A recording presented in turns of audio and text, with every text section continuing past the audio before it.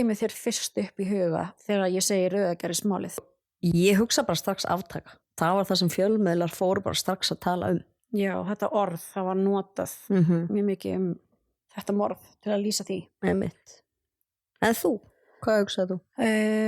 Fyrsta sem er dettur í hug er hljóðdeyfir. Mér fannst það mjög svona bíómyndalegt eða útlenskt og nýtt. Það er mér tengist þessari aftöku. Eins og þetta hafa verið svolítið bara eins og eitthvað hitt. Það er, þú veist, já.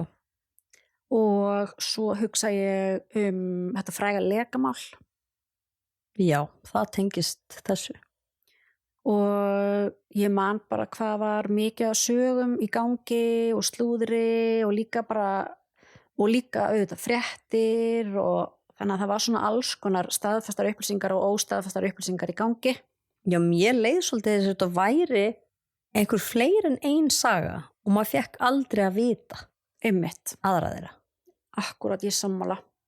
Og það voru alltaf eitthvað svona sögur og fólk að segja að þetta er svona eða hinsegin. Einmitt. Og svo fekk maður eitthvað í fréttum og þannig að þetta er mjög svona. Ég man bara eftir því að það kom inn einhverju listi á Bland. Varst þetta því? Það er lekin. Það er þá til. Já.